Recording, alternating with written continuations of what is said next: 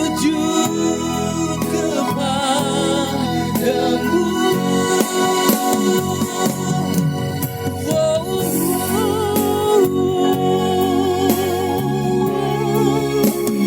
Yesus pemuliku,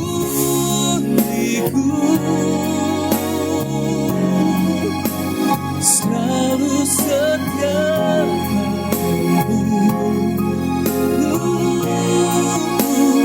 Ku percaya kepadamu dalam segala.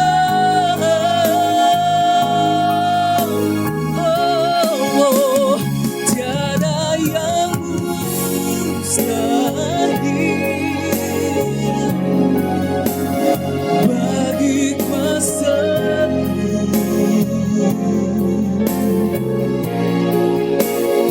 Yesus penolong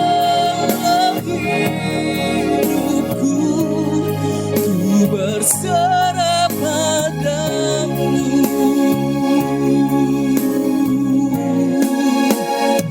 Yesus penolong hidupku, ku berserah padamu.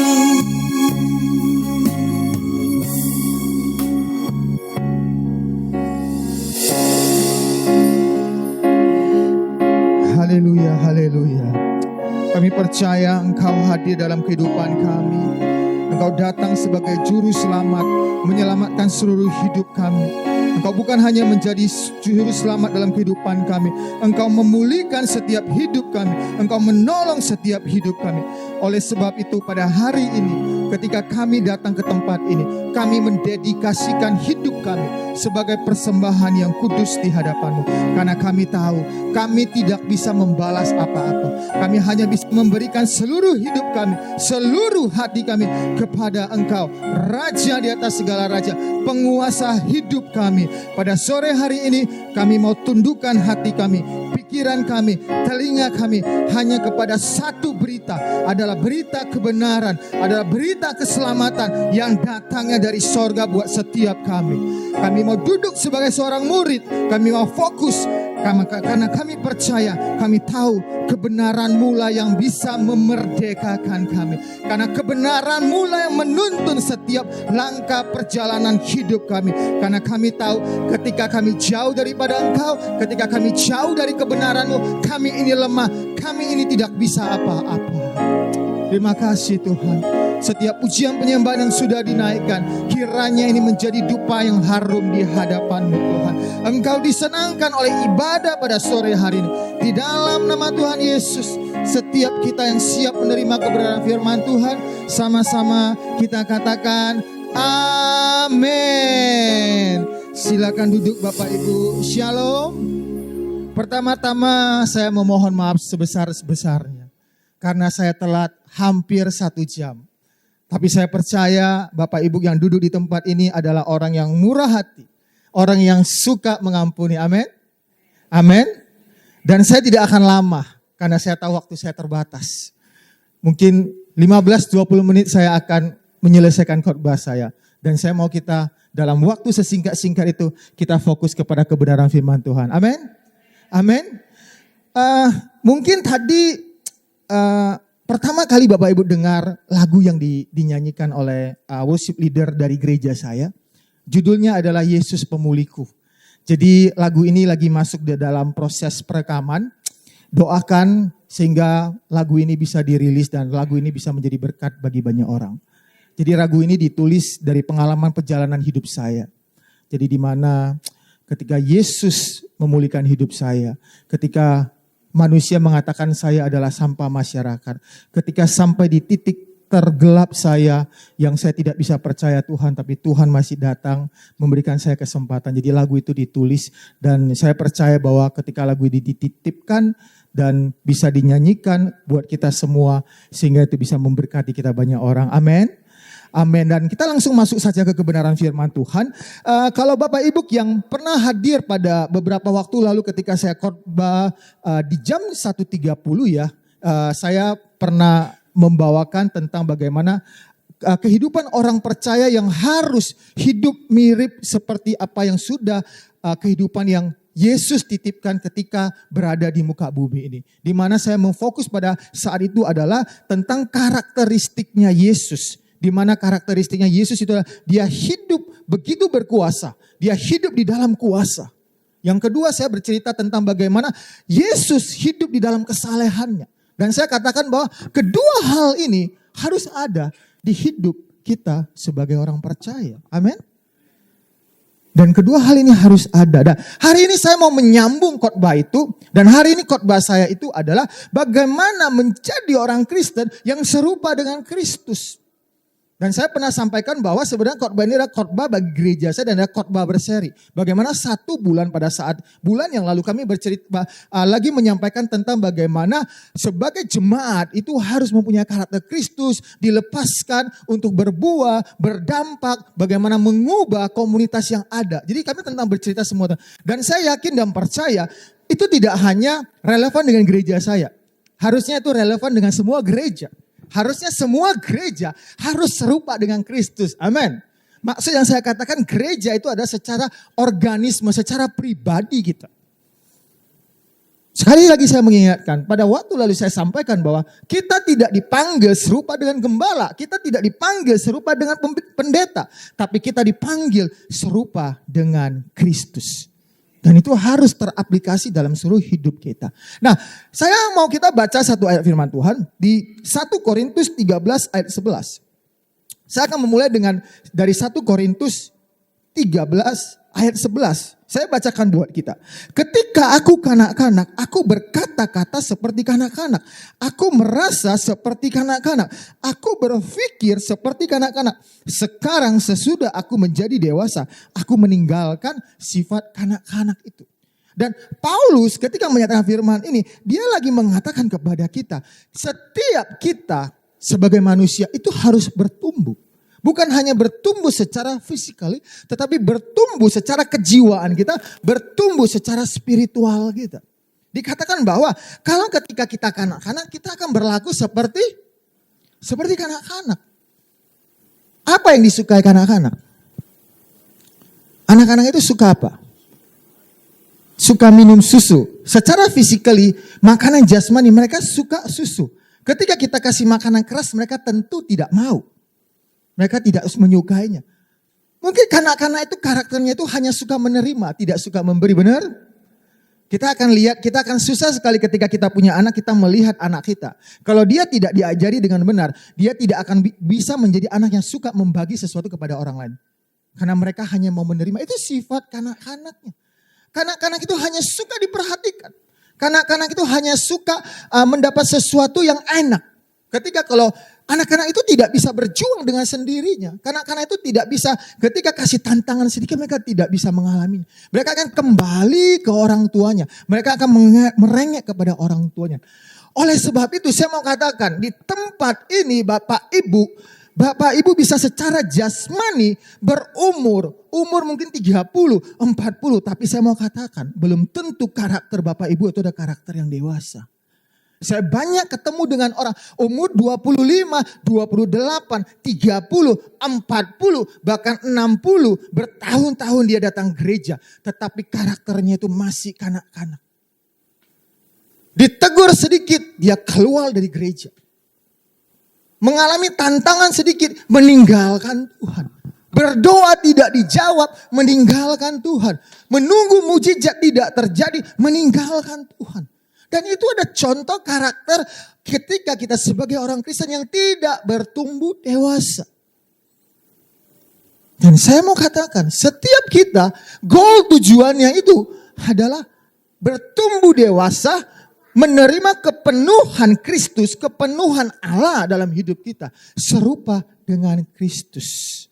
Saya mau katakan, banyak pelayanan itu berbeda dengan kita serupa dengan Kristus. Engkau bisa banyak melakukan pelayanan. Belum tentu hidupmu sama seperti Kristus. Saya selalu bilang sama orang-orang pelayanan di gereja saya bilang, engkau bisa pelayanan. Seminggu pelayanan 4 kali, 6 kali, 8 kali. Tapi tunggu dulu. Lihat karaktermu. Apakah engkau mengalami perubahan dalam hidupmu? Karena itu yang lebih penting. Karena saya yakin seperti ini. Orang yang hidupnya diubahkan, berjalan setiap hari, berkarakter seperti Kristus, dia tidak usah disuruh pelayanan, dia pasti suka melayani. Benar? Amin. Tapi orang yang suka pelayanan bertahun-tahun tanpa perubahan karakter dalam hidupnya, dia belum tentu hidupnya seperti Kristus. Yang kita mau adalah hidup kita serupa dengan Kristus. Dan kita lihat, kita akan next.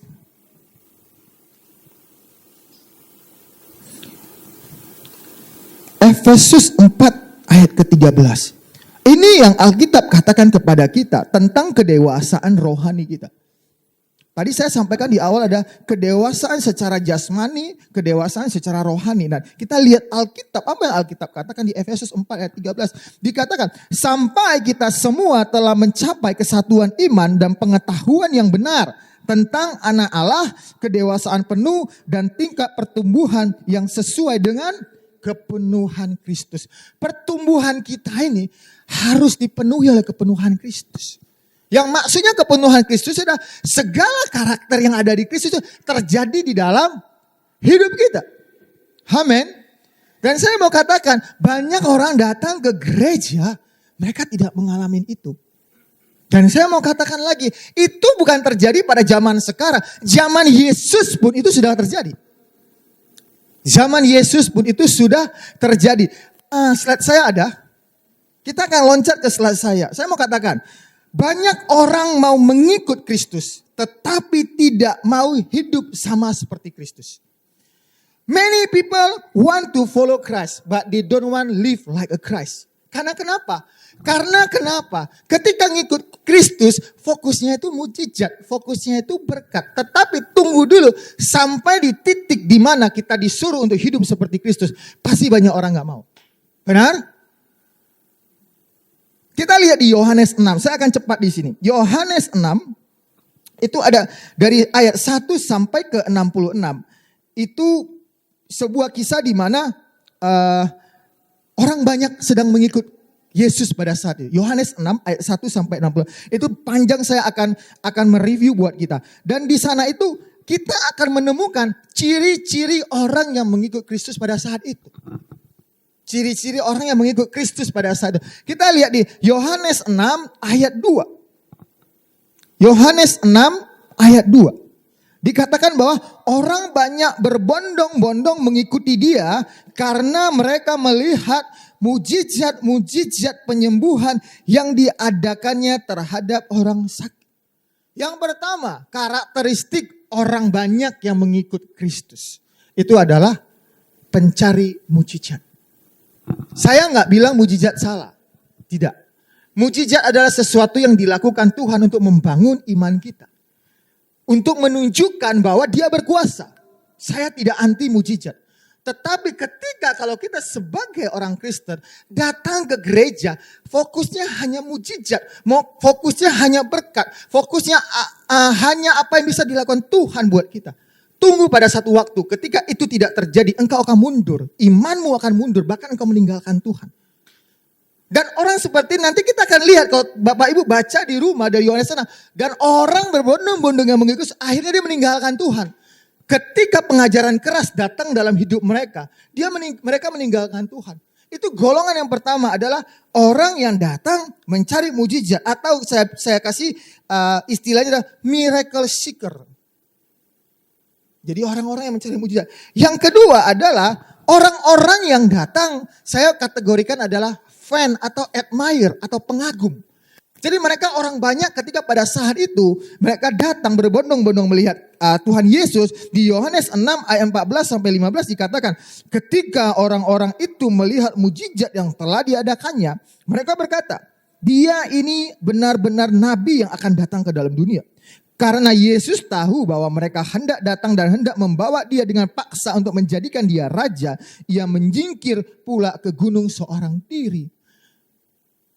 Bapak Ibu, ketika engkau datang ke sebuah gereja, engkau mulai mengagumi gembalamu. Engkau mulai mengagumi worship leadermu.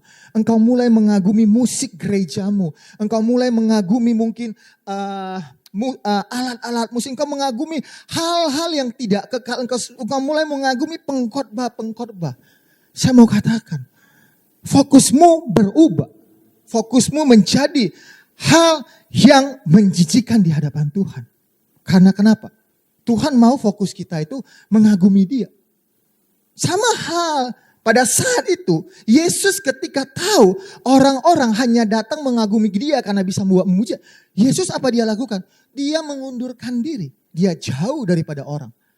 Karena Dia tidak mau orang tersebut salah agenda.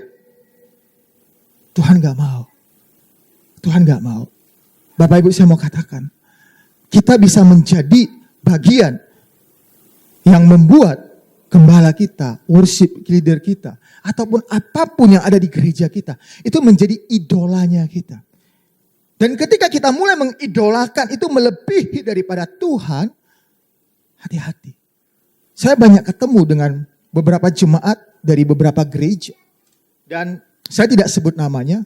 Ketika ngobrol dengan mereka, ketika ngobrol dengan mereka sering sekali berkata, gembala saya ngomong seperti ini, gembala saya ngomong seperti ini, saya percaya gembala saya ngomong. Terus dalam hati saya, kapan kamu percaya firman Tuhan ngomong? Kapan kamu percaya Tuhan Yesus ngomong? Sebentar ngomong sama dia bilang, gembala saya ngomongnya seperti ini, seperti ini, seperti ini. Kapan kamu percaya Tuhan ngomong? Hanya engkau lebih percaya gembalamu daripada Tuhan. Dan saya juga katakan, pemimpin di tempat ini, jangan membawa jemaat untuk memfokus kepada dirimu.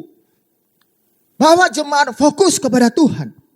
Saya selalu bilang, kebetulan hari ini saya datang dengan keluarga dari Jakarta City Church. Ada anak-anak rohani saya, adik rohani saya, ada tim pelayanan saya. Saya selalu bilang sama mereka, saya adalah manusia yang banyak kesalahan. Fokus kalian jangan ke saya. Fokus kalian adalah kepada Tuhan. Dan saya juga memposisikan diri saya, mengarahkan mereka bukan ke saya, tetapi ke Tuhan. Tetapi ke Tuhan. Itu yang penting. Gereja harus melakukannya. Gereja harus melakukannya. Ketika gereja mampu melakukannya, engkau akan melihat jemaatmu akan bertumbuh secara luar biasa. Amin. Engkau akan melihat bagaimana jemaatmu mengalami transformasi dalam hidup mereka. Karakter mereka diubahkan. Cara pandang mereka diubahkan. Ketika punya persoalan dalam gereja, mereka tidak menjadi troublemaker. Mereka tidak gampang dikecewakan. Karena kenapa? Kita pemimpin kan sering buat salah, benar gak sih? Pemimpin ini sering buat salah. Kita manusia. Keputusan kami sebagai pemimpin gembala, Bapak Pendeta Hari, itu tidak bisa memuaskan jemaat semua, benar gak? Tidak bisa. Tidak bisa. Tapi kami pastikan keputusan yang kami buat itu berdasarkan kebenaran firman Tuhan. Itu berdasarkan kebenaran firman Tuhan. Jadi yang kedua adalah orang-orang yang suka hanya mengagumi ke gereja. Mengagumi gedung gereja. Mengagumi musik gereja. Mengagumi mungkin tarian-tarian dalam gereja. Saya sekali lagi saya mengatakan itu tidak salah hal itu. Tapi jangan sampai itu menjadi fokus kita. Karena kenapa? Semua itu akan hilang pada akhirnya. Semua itu akan hilang pada akhirnya. COVID membuktikan, benar? COVID membuktikan berapa tahun kita dibuat tidak bisa masuk ke dalam gedung gereja. Berapa tahun kita dibuat kita tidak bisa menikmati musik gereja yang bagus. Berapa tahun kita dibuat harus bersekutu di dalam rumah. Tanpa segala semua itu. Itu kan menjadi sebuah ujian. Kalau engkau yang mengagumi semua itu, engkau akan bilang, aduh ibadahnya nggak dapat, benar gak sih? Aduh ibadahnya nggak, saya bingung nggak dapat kayak gimana sih? Aduh nggak ada musik yang mengiringi kita. Bapak Ibu, saya mau katakan, jemaat mula-mula di Kisah Para Rasul dia tidak ada semua hal itu.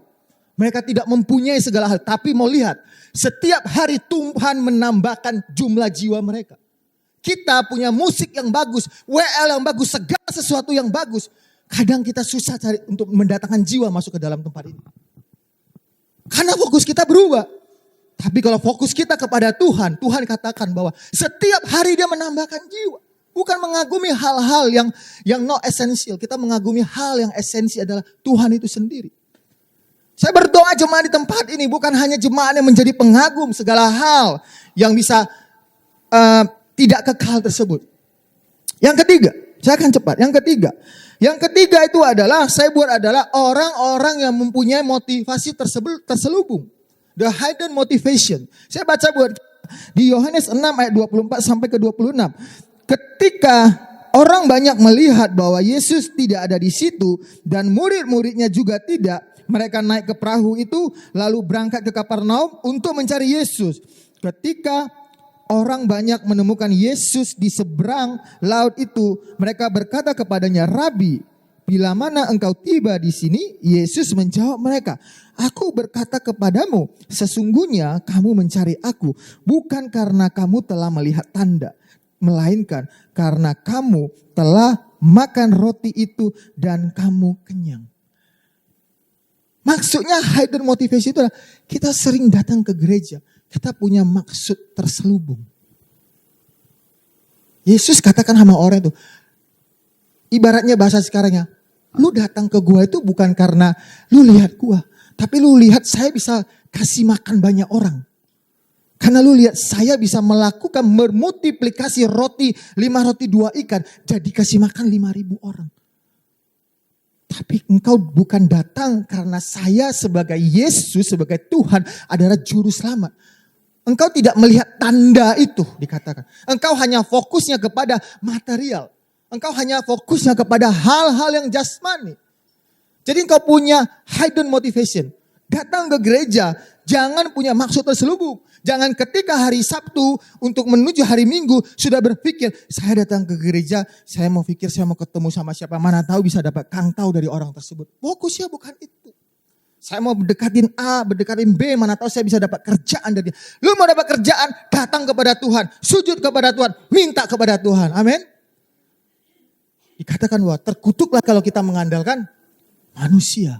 Jadi jangan pernah datang ke gereja punya maksud terselubung. Karena kenapa? Maksud terselubung itu hanya engkau dan Tuhan yang tahu. Mungkin gembalamu gak akan tahu. Mungkin pemimpinmu gak akan tahu. Tapi Tuhan tahu ketika engkau datang. Yang terakhir, jenis orang yang ikut kepada Yesus pada saat itu, kita tidak akan lupa dan kita harus tetap melihat. Ada golongan yang namanya orang ahli Taurat dan Farisi. Kalau kita baca di Yohanes, bahkan di banyak cerita tentang ketika Yesus berjalan, Yesus melakukan perjalanan, dia selalu diikuti oleh orang Farisi dan ahli Taurat. Dan tahu kerjaan orang Farisi sama ahli Taurat itu ngapain aja? Protes, mencari kesalahan, menghakimi orang, jadi orang munafik, menampilkan sisi yang paling terbaik. Tapi di depan Tuhan mereka tetap ditegur oleh Tuhan. Saya berdoa di gereja ini tidak ada roh, spirit, Farisi dan ahli Taurat. Kita berdoa, kita menolak semua itu. Jangan engkau datang duduk di tempat duduk ini. Engkau ketika mendengarkan khotbah, engkau menghakimi pengkhotbah tersebut. Engkau menghakimi gembalamu. Itu adalah roh Farisi. Itu adalah spirit ahli Taurat. Atau engkau menampilkan sisi terbaikmu. Padahal sebenarnya engkau hidup di dalam perbuatan-perbuatan dosa. Sama seperti orang Farisi ahli Taurat. Mereka menampilkan sisi terbaik mereka. Ketika mereka mengikuti Yesus, mereka bilang, kita tunggu kalau sampai dia ada melakukan kesalahan. Kita tunggu kalau dia ada salah ngomong. Kita tunggu kalau dia ada membuat salah keputusan. Bukannya kadang di gereja kita menjadi orang seperti itu? Kapan nih orang ya? Kapan nih orang jatuh nih? Kapan nih orang salah ngomong nih? Saya berdoa kita mau tinggalkan karakter seperti itu. Kita bukan menjadi ahli Farisi atau orang Farisi atau ahli Taurat. Jadi itu adalah 4 golongan orang yang mengikut Kristus. Sama hal, 4 golongan orang yang datang gereja, benar? Itu adalah 4 orang yang datang gereja. Orang yang datang hanya mencari mujizat. Orang yang datang hanya mengagumi gereja. Orang yang datang punya hidden motivation. Orang yang datang duduk di gereja bertahun-tahun tapi jadi tukang kritik. Punya roh ahli Taurat. The spirit of Pharisees. Atau roh orang Farisi. Nah, dan 4 golongan orang itu, Kalau kita baca di Yohanes 6 sampai akhirnya orang-orang seperti itu mereka adalah orang yang meninggalkan Kristus. Saya baca buat kita. Dikatakan bahwa sesudah mendengar semuanya itu banyak dari murid-murid Yesus berkata, perkataan ini keras, siapakah yang sanggup mendengarkannya? Yesus yang di dalam hatinya tahu bahwa murid-muridnya bersungut-sungut tentang hal itu, berkata kepada mereka, adakah perkataan ini mengguncang imanmu? Mulai dari waktu itu banyak murid-muridnya mengundurkan diri dan tidak lagi mengikuti. Makanya saya bilang, kalau kita punya 4 karakter yang seperti itu, ciri-ciri seperti itu, tunggu satu waktu, engkau akan mulai satu persatu meninggalkan Tuhan. Ketika mujizat tidak kunjung datang, ketika engkau mengharapkan sesuatu, engkau tidak mendapatkan dari gereja. Benar? Mungkin kau datang ke gereja, engkau mengharapkan gereja bisa memberimu sesuatu. Ternyata tidak terjadi. Tunggu satu waktu, engkau pasti akan meninggalkan gereja tersebut. Karena kenapa? Engkau datang bukan dengan hati yang murni. Engkau datang punya hidden agenda, hidden motivation. Dan juga mungkin kau orang-orang yang hanya mengagumi gereja. Dan saya ingat ketika COVID melanda, banyak orang-orang meninggalkan gereja. Banyak orang-orang bahkan meninggalkan iman. Karena mereka punya dasar yang salah. Dan banyak orang-orang bukan hanya orang jemaat biasa. Pengerja-pengerja banyak meninggalkan gereja mereka.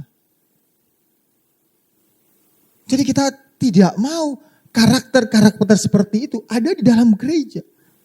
Oleh sebab itu saya mau katakan, yang harus kita pahami adalah, sadarilah kita harus bertumbuh menjadi pengikut Kristus yang sejati dan hidupnya sama seperti bagaimana Kristus hidup.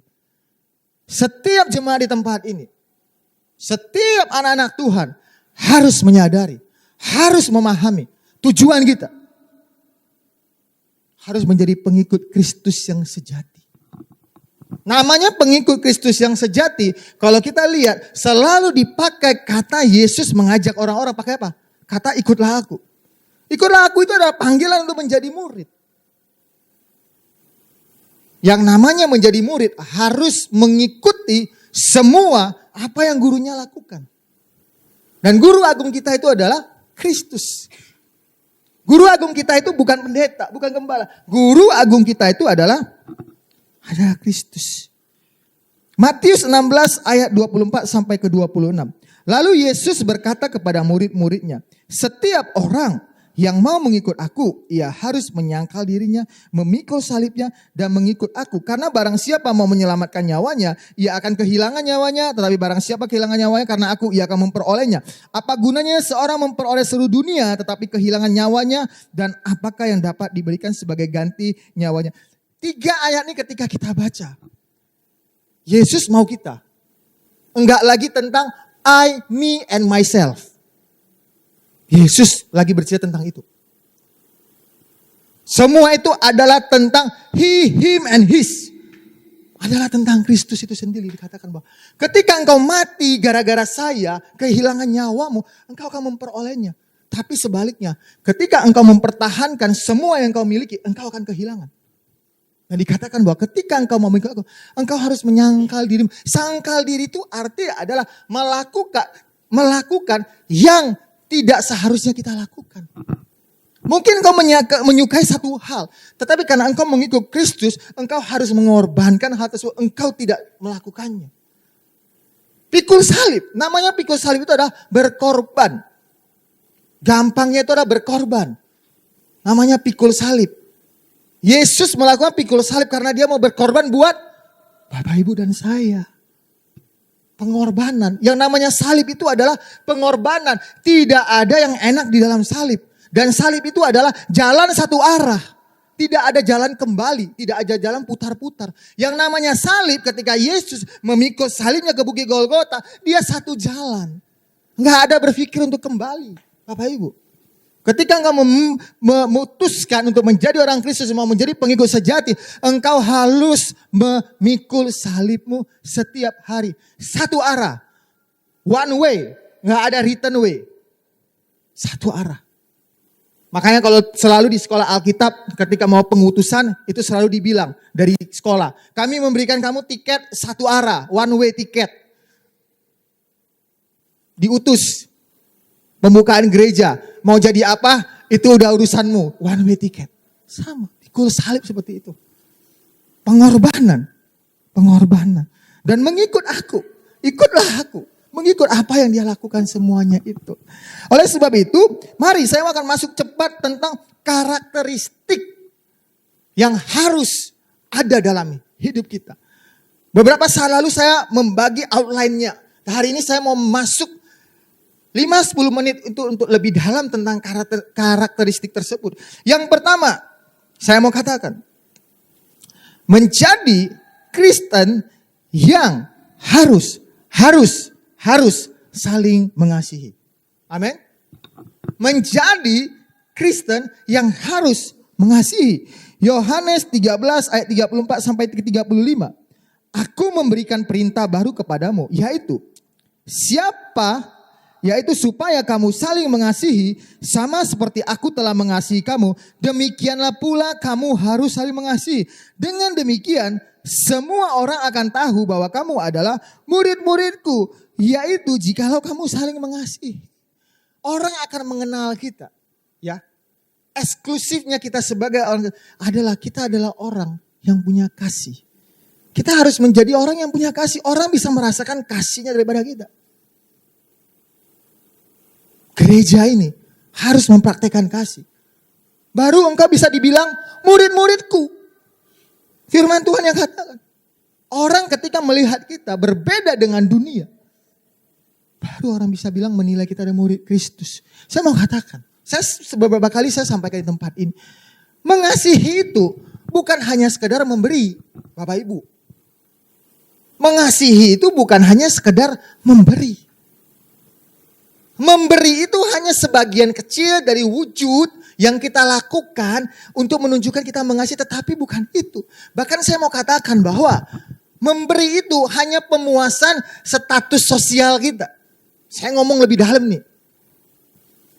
Maaf, ampuni saya kalau hari ini khotbahnya terlalu keras buat kita semua. Memberi itu bukan mengasihi Bapak Ibu. Firman Tuhan katakan di sini. Firman Tuhan katakan dengan jelas. Sebentar.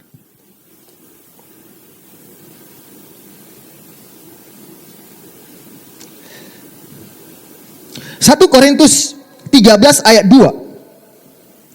Sekalipun aku mempunyai karunia untuk bernubuat dan aku mengetahui segala rahasia dan memiliki seluruh pengetahuan, dan sekalipun aku memiliki iman yang sempurna untuk memindahkan gunung, tetapi jika aku tidak mempunyai kasih, aku sama sekali tidak berguna.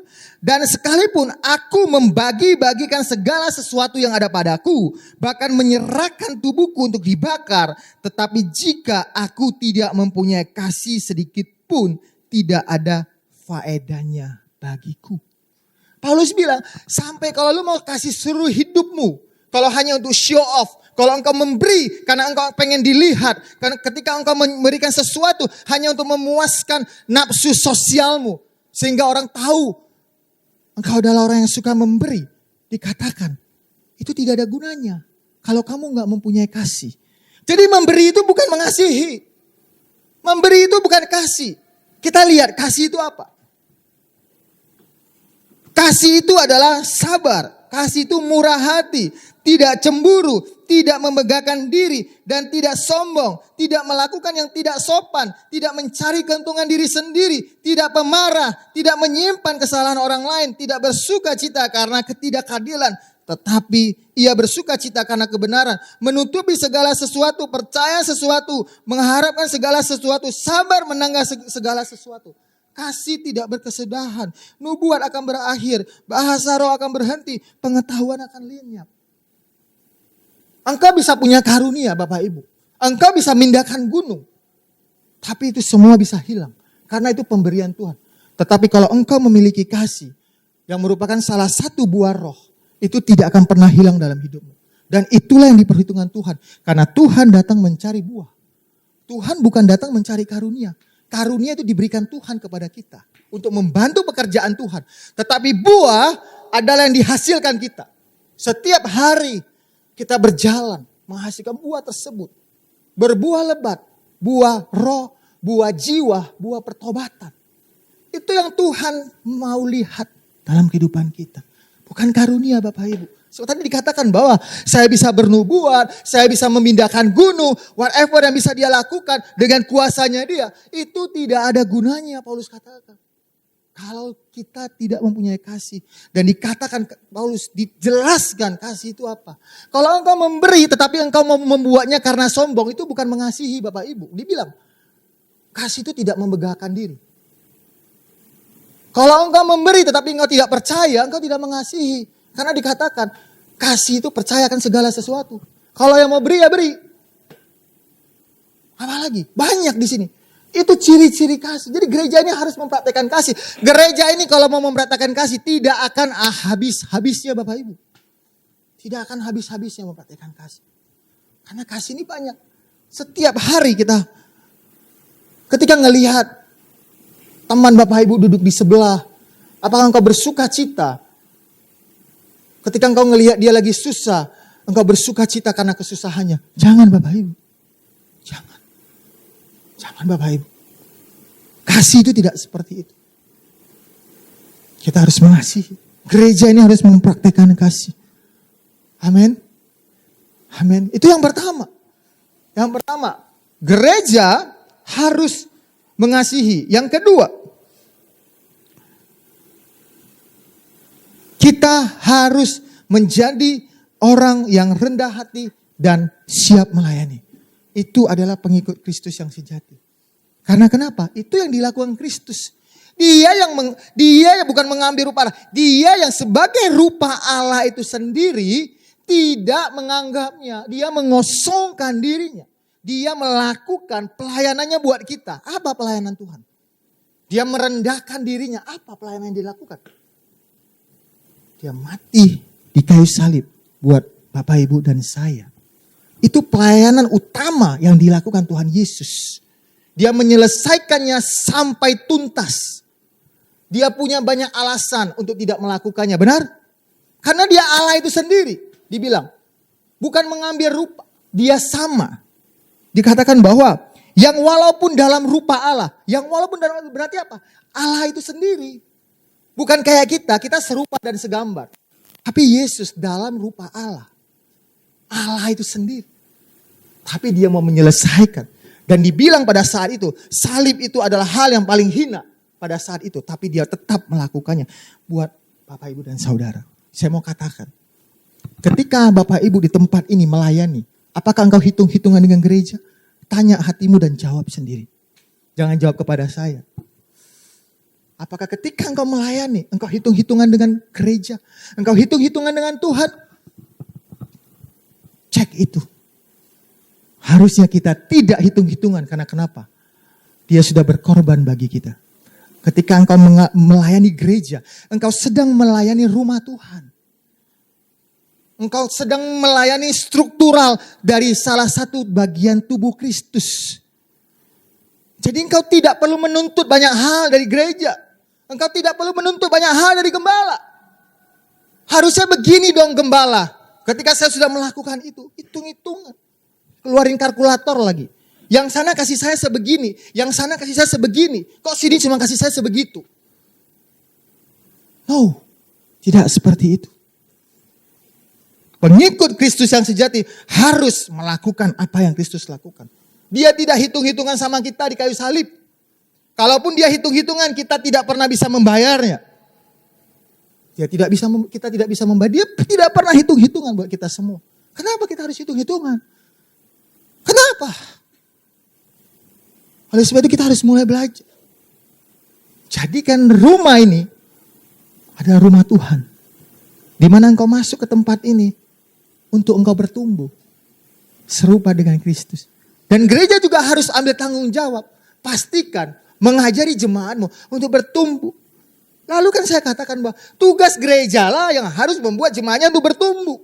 Bukan tempat lain, bukan lari ke bawah makan-makan, gak bisa bertumbuh mereka, gak bisa. Gereja, di gereja Karena memang ini sudah disediakan Tuhan. Ya, sudah disediakan Tuhan. Untuk melakukannya. Mengambil bagian itu. Maka Paulus bilang, apa yang semua saya lakukan, saya usahakan. Tujuannya cuma satu, menjadikan kalian itu bertumbuh serupa dengan Kristus.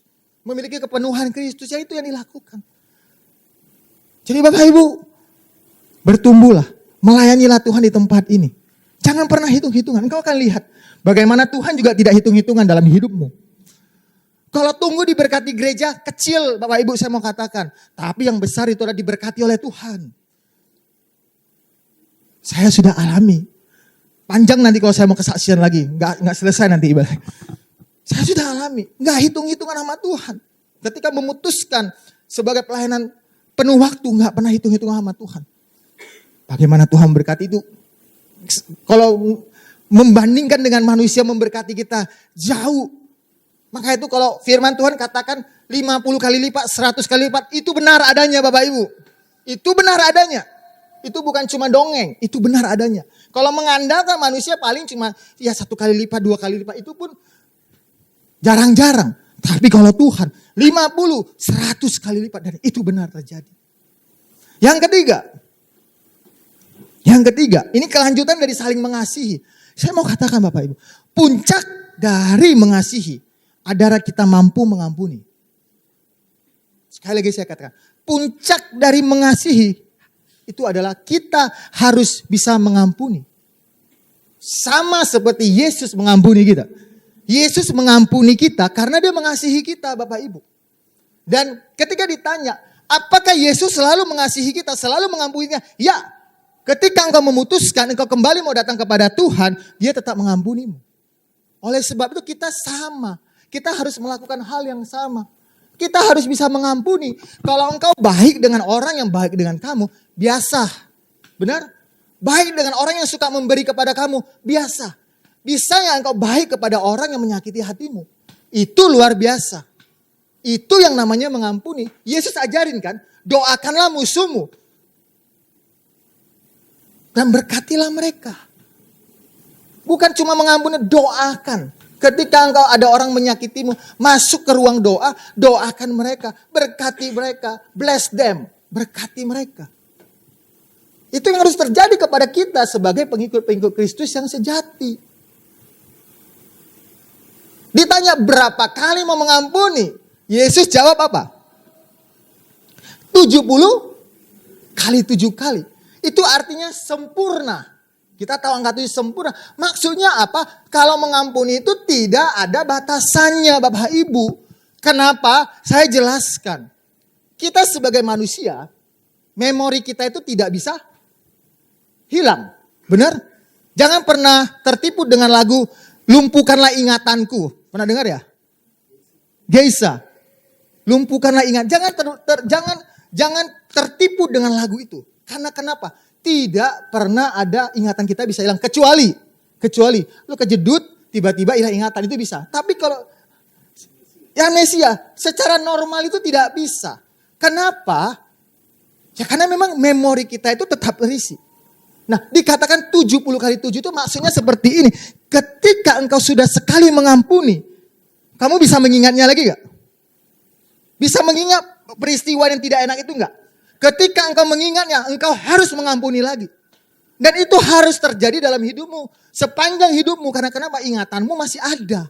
Maksudnya itu. Cara gampang yang kita melihat seperti itu. 70 kali 7 itu tidak terbatas. Jadi ketika engkau disakiti orang, engkau sudah mengampuni. Dan ketika engkau berjumpa dengan dia, tiba-tiba engkau mengingat perasaan yang lalu itu. Dan engkau tiba-tiba benci dengan dia kembali. Ampuni dia. Sama seperti Yesus. Kapanpun kita mau datang kepada dia dengan kesungguhan hati kita. Dia tetap mengampuni kita. Amin. Dia tetap mengampuni kita. Dia tetap mengampuni kita. Jadi sebagai pengikut Kristus yang sejati, kita harus mengampuni. Saya cepat ke yang nomor 4. Sebagai pengikut Kristus yang sejati, kita harus rela berkorban. Apa yang harus rela berkorban? Rela berkorban diri kita buat Tuhan. Menjadikan diri kita itu adalah living sacrifice. Menjadikan hidup kita itu adalah persembahan. Korban yang hidup di hadapan Tuhan. Apapun itu. Ketika Tuhan suruh, lakukan. Ketika Tuhan panggil, lakukan. Jaga hidupmu dengan benar. Jangan bermain-main dengan hidupmu. Jangan pernah taruh kenajisan. Jangan pernah naik kejijikan dalam hidupmu. Berjalanlah di dalam kebenaran Tuhan. Engkau rela berkorban, menjaga hidupmu. Yang kedua, rela berkorban apa? Rela berkorban untuk orang lain. Roma 15 ayat 1 dan 3. Kita yang kuat wajib menanggung kelemahan orang yang tidak kuat. Dan jangan kita mencari kesenangan kita sendiri. Setiap orang di antara kita harus mencari kesenangan sesama kita demi kebaikannya untuk membangunnya. Karena Kristus juga tidak mencari kesenangannya sendiri. Tetapi seperti ada tertulis, kata-kata cercaan mereka yang mencerca aku telah mengenai aku. Firman ini katakan bahwa jangan pernah sebagai gereja hanya mencari kesenangan sendiri. Kita harus berkorban. Berkorban buat orang sebelahmu. Berkorban buat pemimpinmu. Berkorban buat pelayanmu. Dikatakan bahwa jangan pernah hanya mencari kesenangan sendiri. Karena Yesus tidak pernah mencari kesenangan sendiri. 33 tahun.